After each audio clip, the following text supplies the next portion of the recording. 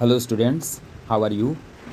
आज हम लोग देखेंगे CBSE class 6 political science chapter जिसका टाइटल है रूरल लाइवलीहुड्स। इसके एक्सरसाइज क्वेश्चन आंसर हम लोग करेंगे। तो चलो इस चैप्टर के एक्सरसाइज क्वेश्चन आंसर स्टार्ट करते हैं। डियर स्टूडेंट्स, इस चैप्टर का फर्स्ट क्वेश्चन है, you have probably noticed that people in Kalpattu are engaged in a variety of non-farm work. List 5 of these. अर्थात ऐसे 5 कार्यों की सूची बनाओ जो कलपट्टू गांव के लोग नॉन फार्म वर्क करते थे, अर्थात गैर कृषि कार्य करते थे। Answer, the people of Kalpattu are engaged in a variety of non-farm work such as basket weaving, clay pots making, bricks making, bullock carts making and forest produce collecting work. Kalpattu गांव के लोग गैर कृषि कार्य करते थे, जैसे टोकरी की बुनाई, मिट्टी के बर्तनों को बनाना, ईंट बनाना, बैलगाड़ियां बनाना और जंगलों से फॉरेस्ट प्रोड्यूस यानी जंगलों से औषधियां, हर्ब्स, श्रब्स कलेक्ट करके लाना, वैक्स, हनी इत्यादि। Next question is number 2.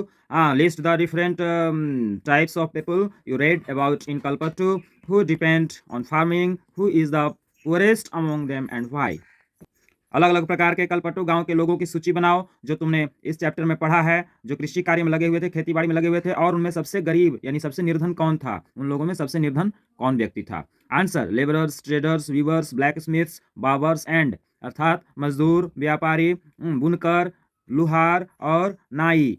और shopkeepers are the types of people who depend on farming. Labor is the poorest among them because a labor's earning depends on seasonal agricultural work. They do not get full-time work in a year. दुकानदार भी थे और जो है farming पर depend थे, कृषि कार्य पर डिपेंड थे।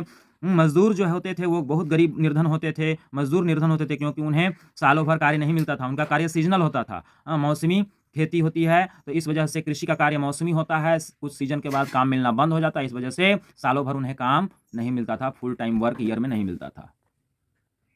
Next question, imagine you are a member of a fishing family and you are discussing whether to take a loan from the bank for an engine, what would you say? Answer, I know that some things are very costly, such as an engine.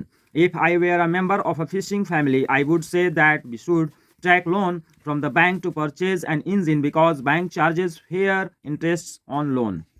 देखो coastal area के पास जो लोग रहते हैं वो fishing का काम करते हैं, मेन वर्क उनका फिशिंग होता है, और मैनुअली जो बोट चलती है विदाउट इंजन उससे काम स्लो होता है, लेकिन उसी बोट में अगर हम मोटर लगा देते हैं, इंजन लगा देते हैं तो बोट की स्पीड बढ़ जाती है, तो बोट की स्पीड बढ़ने से फिशिंग का काम ज़्यादा होता है, इस वजह से इस पर फोकस किया गया है।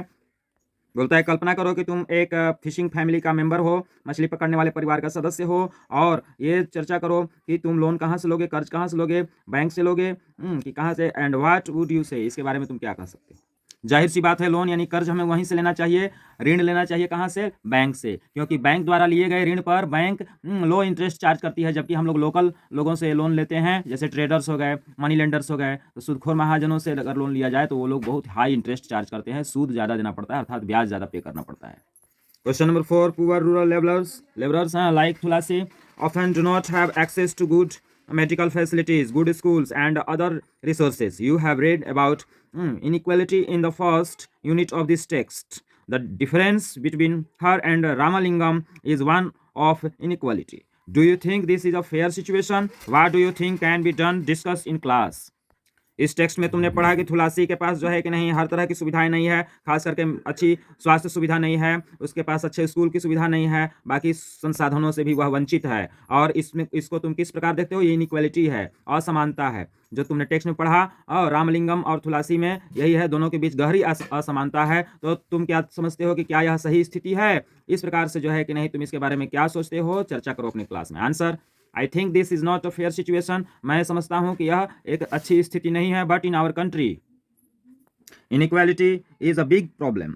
हमारे देश में असमानता एक बड़ी समस्या है। For equality in our country the government should ensuring equal access to opportunities for all the citizens, educating people and making them able to earn enough money and also fix the duty hours and rate of wages. सरकार को चाहिए हमारे देश में कि वह लोगों के पैसे कमाने का संसाधन अवसर उपलब्ध कराए, सभी अपने नागरिकों को और सभी लोगों को शिक्षित बनाए, ताकि वो पैसे कमाने में अपनी आय बढ़ाने में सक्षम हो सकें। सरकार को चाहिए कि वह ड्यूटी आवर्स, काम करने के घंटे भी फिक्स करे, और जो है कि नहीं, मजदूरी दर भी नियमित करे, मजदूरी दर भी सही करे। Next question, what do you think the government can do to help farmers like Shekhar? When they get into debt discuss. तुम क्या सोचते हो कि सरकार क्या कर सकती है, जैसे शेखर जैसे किसानों के लिए जो ऋण के जाल में उलझ गए हैं, ऋण के चक्कर में पड़ गए हैं, इसके बारे में चर्चा करो। Answer, the government can give enough time to return the debt in case of critical situation. Poor farmers debt must be pardoned. Debt means loan, कर्ज, ऋण। जो कर्ज लेते हैं, उधार लेते हैं लोग अपनी ज़रूरतों को पूरा करने के लिए, गवर्नमेंट को चाहिए कि लोन चुकाने के लिए उन्हें पूरा समय दें ताकि वो लोन चुका पाएँ, डेट चुका पाएँ। और क्रिटिकल सिचुएशन के मामलों में पुअर फार्मर्स के डेट को माफ़ कर देना चाहिए, पार्डन यानी माफ़ कर देना चाहिए। तो इस प्रकार से जो है कि नहीं, वो अपना जीवन सही ढंग से जी पाएंगे, उनके पास ऊपर प्रेशर नहीं रहेगा, फ्रस्ट्रेशन का शिकार नहीं होंगे। इस प्रकार से स्टूडेंट्स क्वेश्चन आंसर कंप्लीट हुए। बाय।